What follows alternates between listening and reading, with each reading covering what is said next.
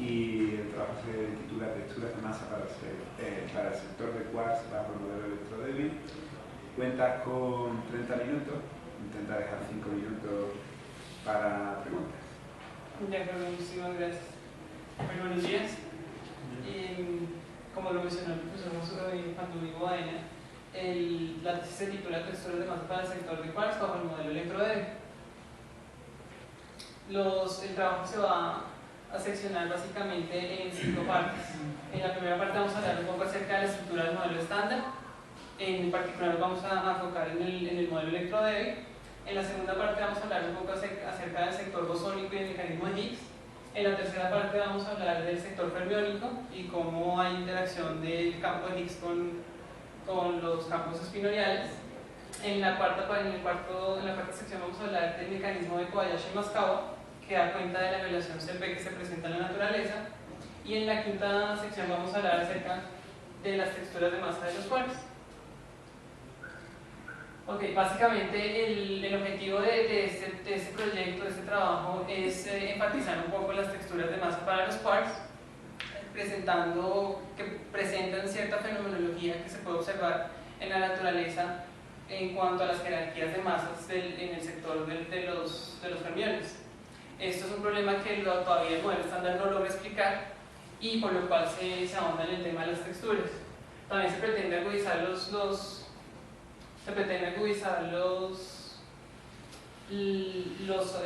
valores numéricos que dan cuenta de la matriz EKM para contrastarlo con los valores experimentales.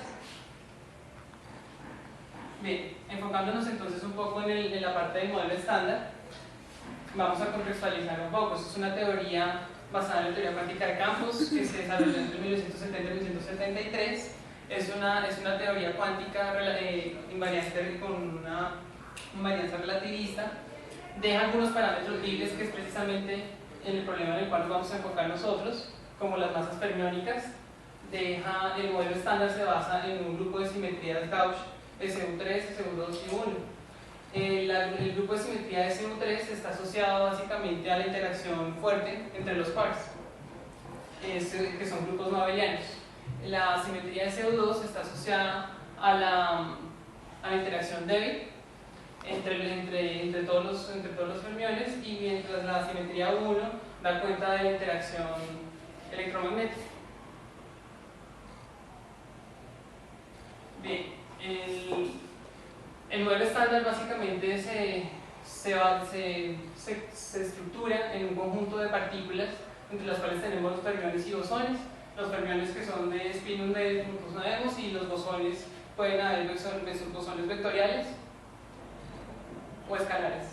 En el caso de los bosones nos enfocamos en el sector débil, es decir, en los bosones W más menos y el Z0, el bosón de Higgs y la parte de fotón.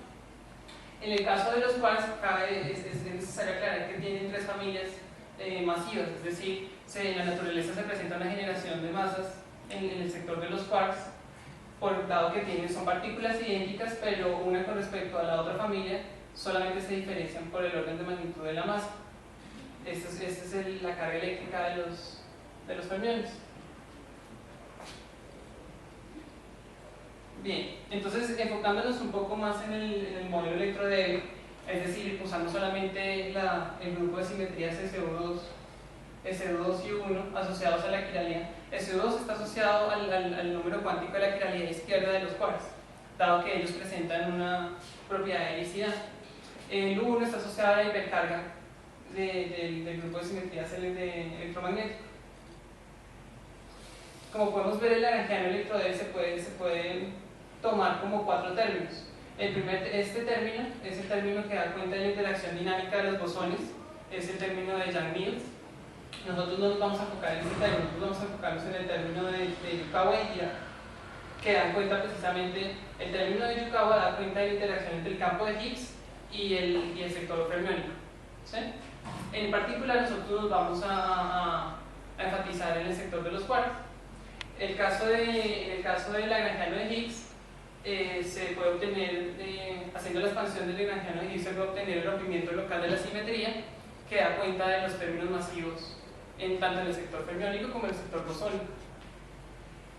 Y el campo de Dirac lo vamos a estudiar ya a más profundidad, es precisamente el que da cuenta de la interacción entre los fermiones y los bosones, y lo cual nos da la fenomenología particular de mezclas entre el sector de los cuartos. Bien, entonces ahondando un poco más en el término de Dirac, tenemos que el término de Dirac se expresa de esta manera, en donde se define la derivada covariante para un grupo de simetrías que sea invariante en los grupos de simetría de Gauss, con lo cual se define de esta forma, donde Y es la hipercarga y estos son los generadores asociados a los grupos de simetría CO2 y 1. Como podemos ver, solamente nos estamos enfocando en el sector electrodébil. Nosotros vamos a enfocar prácticamente en este término, que es el término que da cuenta de la interacción entre los quarks de claridad izquierda, y posteriormente pues vamos a adicionar el término de claridad derecha. La parte electrónica de los neutrinos y electrones los vamos a dejar a un lado. Bueno, también es necesario aclarar un poco acerca de los estados cuánticos o cómo transforman los fermiones, las partículas fermiónicas bajo el modelo electrodébil. Entonces aquí tenemos asociado el número de hipercarga para cada doblete o singlete. En el caso de los quarks con viralidad izquierda, se tiene un doblete con un número de hipercarga 1/6, y en el caso de los singletes, que son las partículas con viralidad derecha, se tiene 2/3 y menos 1/3. Igualmente en los leptones se presenta la generación y se tienen 2 dobletes para el grupo de simetría de CO2. Ok, enfocándonos entonces en el sector bosónico y el mecanismo de Higgs, que más adelante nuestro compañero Harold lo va a ampliar. Tenemos dos términos. Como podemos ver, la energía de Higgs tiene un término cinético y un término potencial asociado precisamente a la autointeracción del campo de Higgs.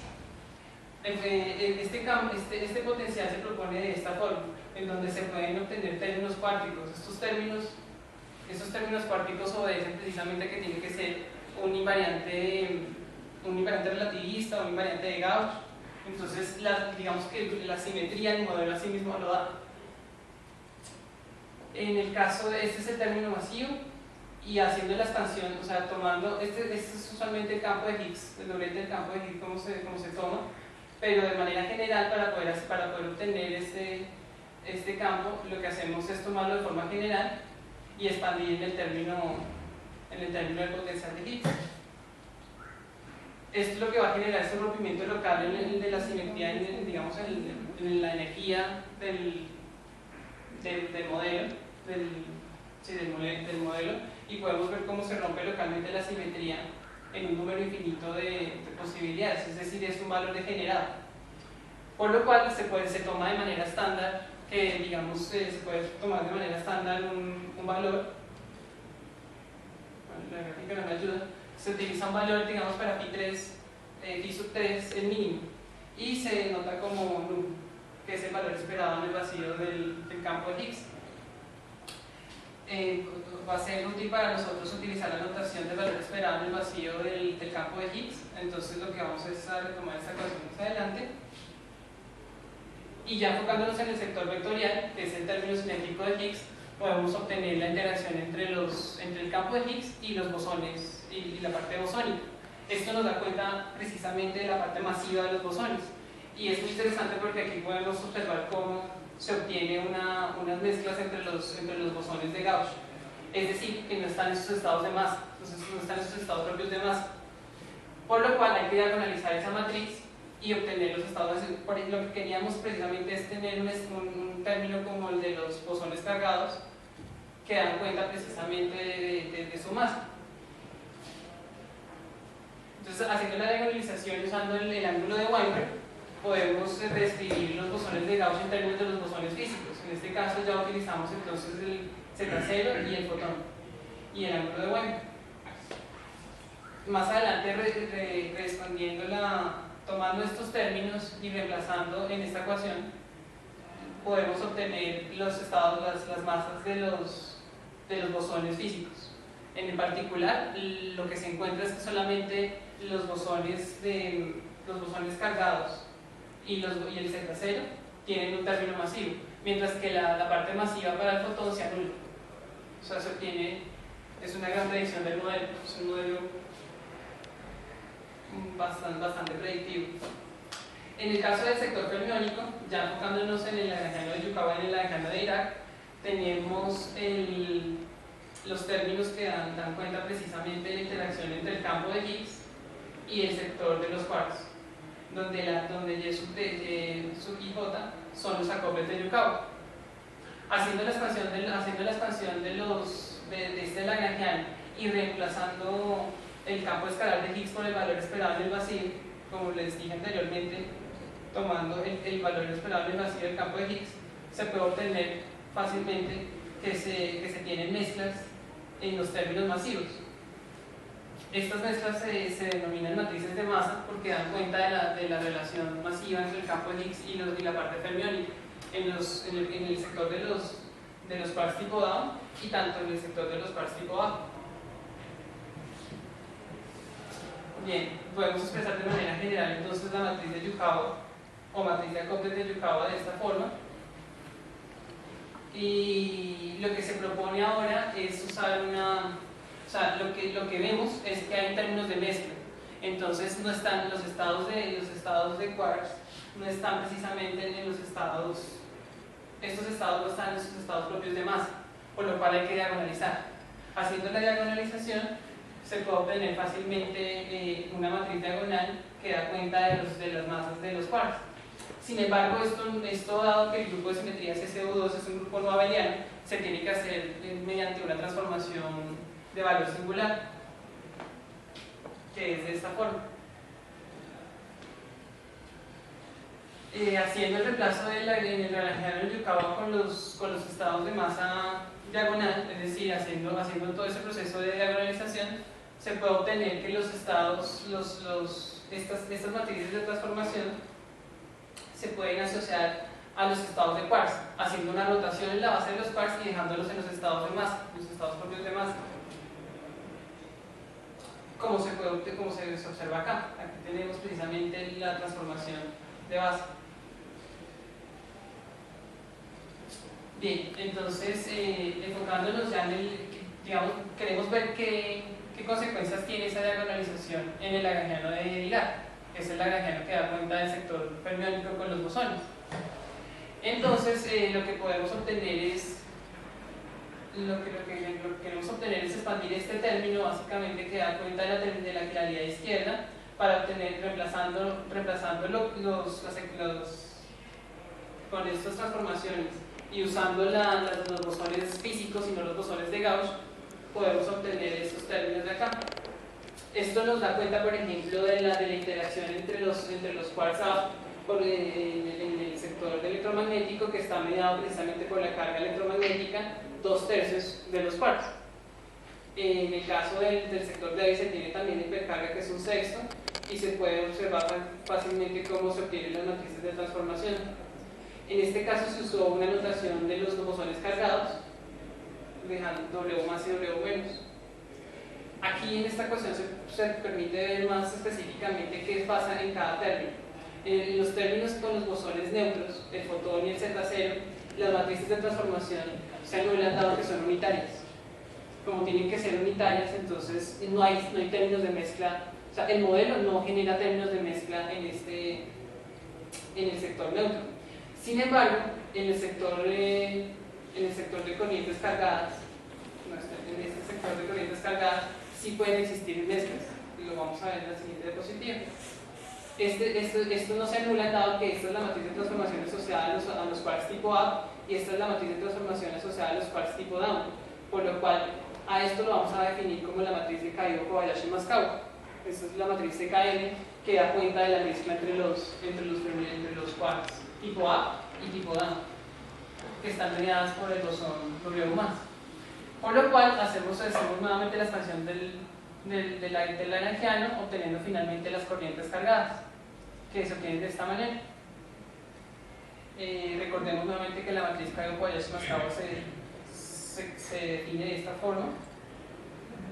Y ya, digamos, enfocándonos un poco más en ese sector, en el sector de la matriz EKM, podemos obtener lo siguiente.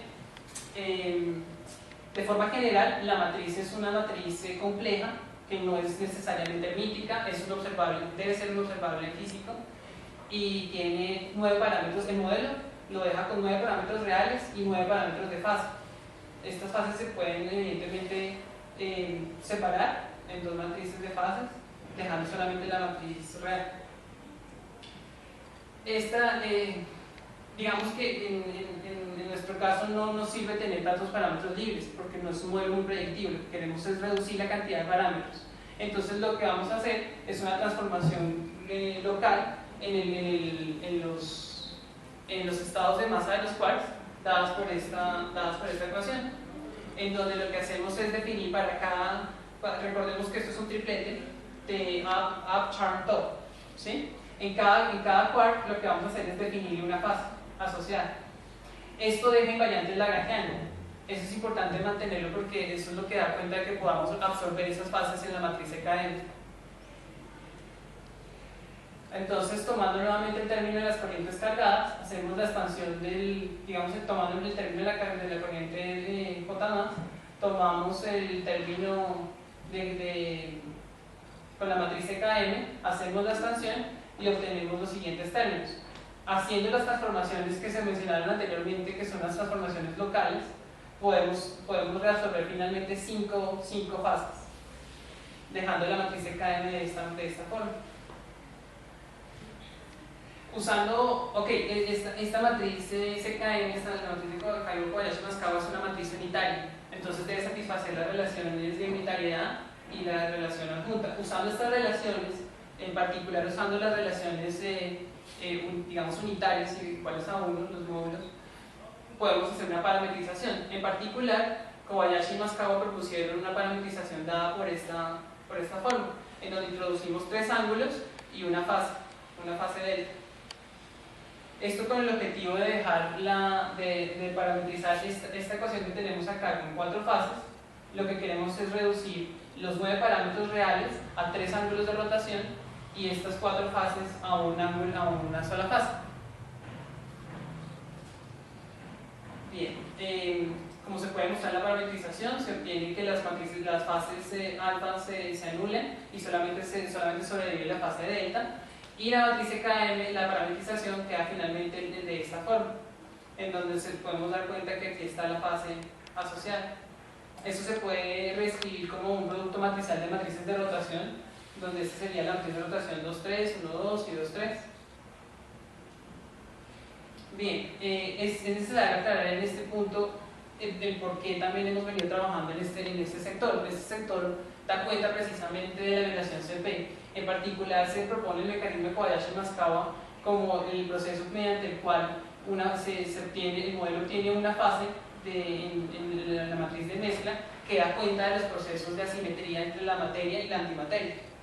Eso precisamente es esta muestra de la violación CP. Una condición que podemos imponer sobre las matrices de texturas para poder tener esta condición de violación CP es que la parte imaginaria, o sea, que haya una fase. ¿Sí? Si hay una fase, existe violación CP en el modelo.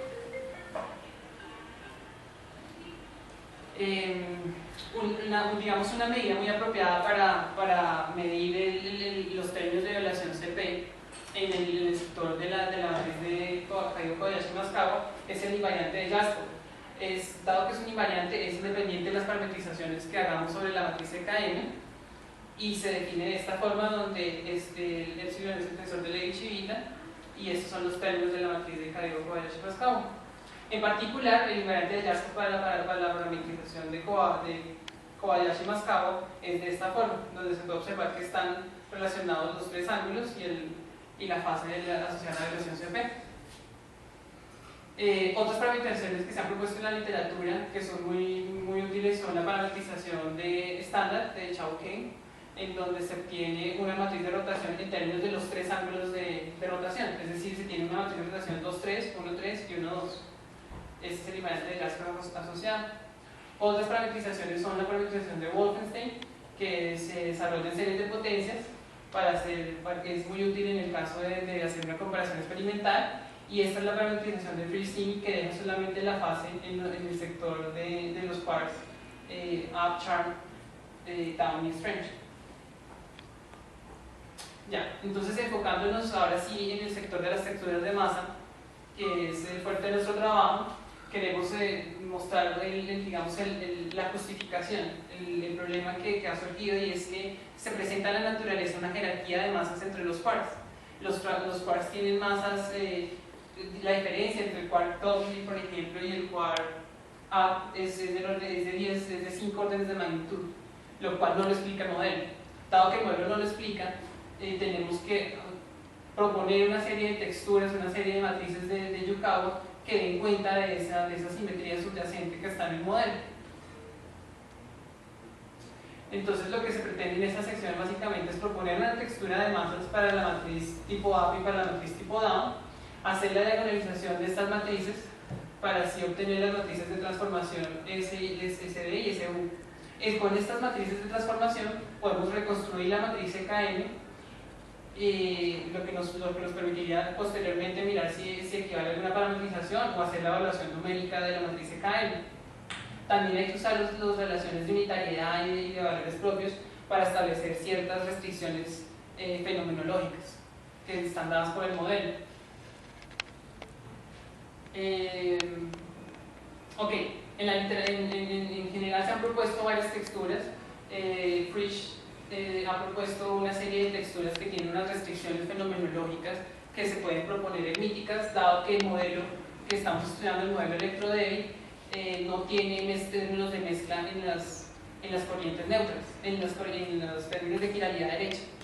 Entonces, como es un modelo degenerado hacia la quiralidad izquierda, podemos tomar sin pérdida de generalidad una textura de masa hermítica. En particular, se puede hacer ya una transformación de valores singulares en una transformación unitaria y podemos dejar este cero. Para dejar esto un poco más claro, vamos a hacer un ejemplo de tomar una textura de 3 ceros, porque con un cero en la diagonal, tanto para la matriz A como para la matriz A. Haciendo la diagonalización se obtiene fácilmente las matrices de transformación para la matriz A y para la matriz down, de esta forma, cuyos valores propios vienen dados por los parámetros precisamente en los que se tiene la textura y las matrices correspondientes, las masas correspondientes. Haciendo la multiplicación de estas matrices de transformación, podemos obtener la matriz Kaigo-Kobayashi-Maskawa de esta forma. Como podemos observar, no es una muy buena aproximación, dado que este término, el término top strange, es igual a 1, y experimentalmente se ha observado que es alrededor de 0.04. Entonces, digamos que era más un ejemplo para ilustrar cómo funciona el mecanismo.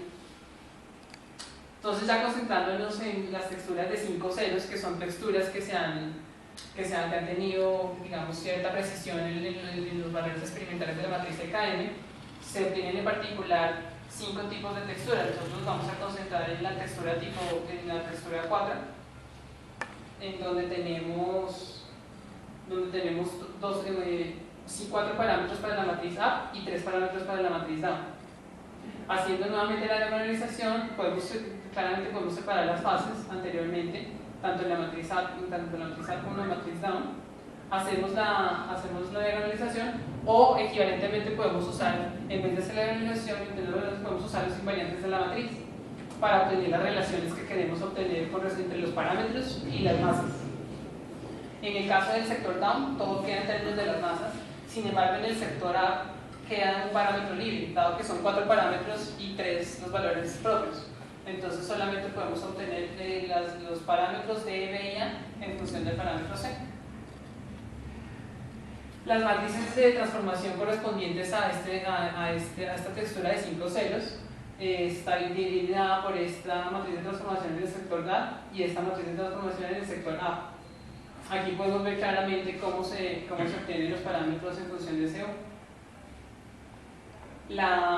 Usando la definición de la matriz de Kaigo de CKM, podemos meter las fases que habíamos separado anteriormente, acá. Estas fases van a generar entonces 2 fases en la matriz CKM, gamma 1 y gamma 2. lo cual no es pertinente para nosotros, digamos, no es útil para nuestro trabajo, dado que nosotros solo queremos mantener una parametrización con una fase. Pero como podemos observar aquí, tenemos la fase gamma 2, solamente en la tercera columna. Como mostramos anteriormente en el capítulo 4, esta fase se puede reabsorber haciendo una rotación local de la base de los quarks. Entonces podemos obtener finalmente una matriz CKM de esta forma, en donde este sector ya no tiene la fase. La fase se encuentra solamente en estos términos de acá y en estos términos de acá. Como se pueden dar cuenta, al tomar el invariante de Yarskov, quedan términos de las masas, del parámetro C y del parámetro gamma 1. Es decir, que todavía tiene dos parámetros libres. Eso es lo que le permite ser más predictiva la textura de 5 ceros, porque uno le da valores a esos dos parámetros de tal manera que se ajuste a los valores experimentales de la matriz CKM. Estos son los valores experimentales que se han obtenido por el Particle Data Group, tanto para los intervalos de las matrices de masa en el sector A como en el sector D, y las relaciones de masa entre ellos. En particular, nosotros vamos a tomar estos valores de masa para hacer la evaluación numérica de la matriz CKM. Es necesario aclarar que este valor que vamos a tomar aquí negativo no es que sea la masa negativa, sino que anteriormente, cuando se propuso las relaciones de masa para los valores propios en la matriz de A, se propuso inicialmente como la matriz Charm igual a menos la masa de la matriz de la masa de Charm. Igualmente para la masa de Strange. Finalmente, para darle un valor numérico a los parámetros libres que nos quedan, que son CU y gamma 1, vamos a utilizar dos componentes de la matriz CKM, el valor experimental de la matriz CKM, obteniendo así estos valores. Haciendo la evaluación numérica, obtenemos esta matriz CKM y el valor para el invariante de Yarskov. Estos son los valores experimentales que se han encontrado. Entonces, como podemos observar, es bastante predictivo, salvo este término, que nos da 0.008, casi un orden de magnitud, porque este está en 0.04. Como podemos observar, este es nuevamente el término top strange, que no es muy predictivo. Y el invariante de Yarskov tampoco alcanza a estar dentro del rango de incertidumbre del valor experimental. Básicamente, este fue el desarrollo que se hizo en mi trabajo. Sí.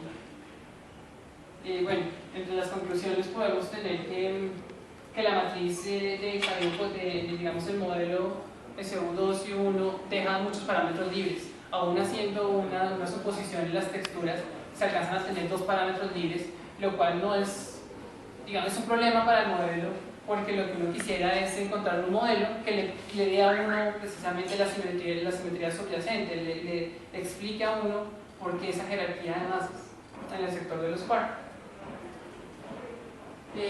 Bueno, básicamente pues eso es lo que se puede observar en nuestro trabajo. Estas son las referencias. Si alguien está interesado en mirar más en detalle las referencias, puede observar el trabajo escrito. Y muchas gracias.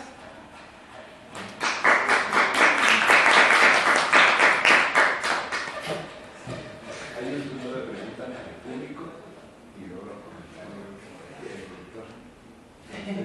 Preguntas del público. El profe, de pronto el profe Freddy. Yo no pregunto. Siempre me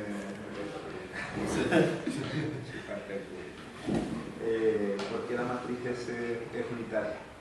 La matriz de transformación, las matrices S, porque cuando se coloca la transformación primero podemos hacer una transformación de valor singular, y en ese caso las matrices de transformación también son unitarias, satisfacen la unitariedad digamos, por el grupo de simetría en el que se encuentra el modelo. Pero en general, ¿hay algún motivo para que la matriz sea unitaria? Para que la matriz, porque debe mantener la normalidad del modelo, o sea, debe ser una matriz de transformación unitaria. O sea, es algo que ¿cómo decirlo? Es más como un procedimiento en el cual forzamos la matriz a ser unitaria para que regularizar la matriz de acopios de Yukawa. O sea, lo que queremos precisamente, y no sé si estoy mal, es que las matrices de transformación para las acopios de Yukawa deben ser necesariamente unitarias.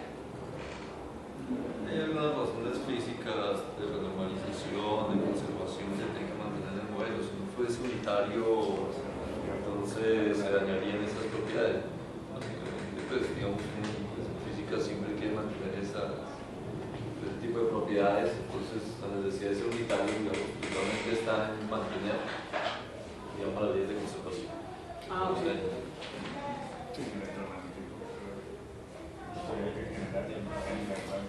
Y lo mismo puede producir problemas de renormalización.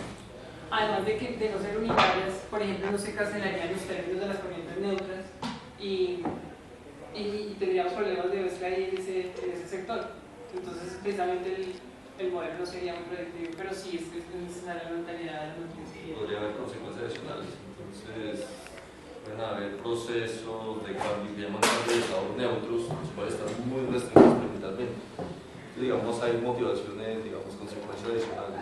Pero la demostración básica es por teoremas de conservación. Sí, Y mi otra pregunta es, has puesto varios números al final, números experimentales, que llaman un poquito la atención porque tiene el margen de error ¿Diferente? Sí, porque no es simétrico el error. La verdad, Por ejemplo, esos números de abajo. esto de acá, por ejemplo, que este es más el punto 2, este es menos el punto. La verdad no sé, esto fue digamos que lo tomé del. Estos son los valores experimentales que han obtenido distintas colaboraciones a nivel internacional. En particular, no sabría decirte por qué tienen un intervalo diferente, tanto por arriba como por abajo. O sea, eso parece indicar que cuando se ha hecho una campana experimental ha salido asimétrica. Sí. Si fuera una campana de Gauss ideal, pues tendría solamente un único valor. Pero hay alguna, o sea, la pregunta quiero que vaya más profunda, de si hay algún motivo para que esas campanas sean asimétricas. Pues, porque en algunos casos se ve bastante diferencia. Pues por ejemplo, el hay un número que tiene un 11 y un 5, que se desplaza mucho más, o sea, es más ancha la campana por la derecha que por la izquierda, eso porque está. Sin embargo, como podemos observar, se nota que están los quarks pesados. Es decir, eso sucede, debe tener una razón fenomenológica, digamos, dada por la naturaleza, dado que digamos, esas incertidumbres que están diferentes por arriba y por abajo se encuentran en las masas, en los quarks pesados, mientras que en los quarks ligeros no, sí se tiene una simetría. ¿Y habrá algo subyacente del experimento o algo así que lo haga simétrico? Sí, ya tiene que ver con lo observable que están analizando. Ahí se hace mucha estadística y no siempre se hacen ajustes gaussianos. Se hacen uso de otro tipo de distribuciones que no son simétricas, que pues, de acuerdo a las condiciones experimentales son las más adecuadas. Pues, sobre todo para esos quarks pesados como son estados que decaen muy rápidamente, entonces digamos el observador físico debe tener mucho análisis estadístico. Entonces ahí yo asumo de que pues, lo que están haciendo es un análisis de estadística, no necesariamente gaussiano, sino que utilizan otro tipo de estadística, de chi-square y otro tipo de cosas que no son necesariamente simétricas. Pero eso porque le da la medida, pero no recuerdo la medida que no se ajusta a una campana regular. Sí, no, y también la recolección de varios experimentos, ¿no? Y ahí pues están incluidos errores experimentales, errores sistemáticos, errores estadísticos, ¿no? Entonces, pues digamos, yo creo que ya depende de la estadística más adecuada pues para hacer la análisis de los datos correspondientes. De hecho, en particular, esta matriz, esto viene dado por una colaboración de los grupos del CERN. Es una colaboración de los grupos del CERN y el KLK de. ¿Y alguna pregunta de...? Sí. Pues yo soy una persona que no sabe absolutamente nada de física, nada. Lo único que tengo conocimiento de física es que tengo un hijo que estudia eso. Pero yo quisiera saber, todo ese estudio, ¿a qué apoya? O sea, ¿para qué sirve? ¿En qué? Ok, pues digamos que como físicos, más que buscar una aplicación, también nos interesa mucho el hecho de avanzar en el conocimiento de la humanidad, ¿no? Entonces, esto es como un paso en el avance de buscar cómo se comporta la naturaleza. Entonces, más que una aplicación que ya tenga específicamente, es ampliar el conocimiento de la humanidad, es como mostrar cómo se comporta realmente la naturaleza. Eso permitiría posteriormente que tanto científicos como ingenieros en un futuro puedan encontrar una aplicación en particular para esta teoría, para el modelo estándar. De hecho, hoy en día ya se tienen aplicaciones concretas de la teoría cuántica y ese tipo de cosas. Inicialmente se había pensado, por ejemplo, con la teoría cuántica, cuando se propone iniciar un método puramente teórico que actualmente tiene mucha aplicación. Sí. Toda la electrónica, todo el desarrollo que hubo a lo largo del siglo XX, pues viene, digamos, de todo ese conocimiento teórico inicial de la teoría cuántica. Entonces, igual, por ejemplo, los experimentos asociados a esto, digamos, involucra detectores, involucra aceleradores, mejorar la tecnología, entonces eso, pues, digamos, lo que directamente no incide, indirectamente sí tiene una aplicación directa, pues, un beneficio en otras áreas del conocimiento y de la tecnología. Bueno, quiero felicitar a Camilo. Me parece que el escrito estuvo muy bien escrito el trabajo, me gustó mucho. Hubiésemos querido hacer más y haber hecho algún aporte, incluso teníamos algunas propuestas como un aporte novedoso, pero pues afortunadamente esto es un trabajo de 6 meses y no nos dio tiempo. Pero pues la idea es que Camilo va a seguir una maestría y pues estamos desarrollando un proyecto de investigación alrededor de este tema.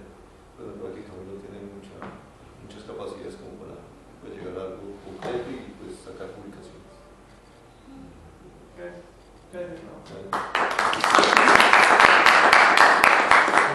Ahí está, su correo está abierto. Sí. Tiene que ir a su correo de presentación.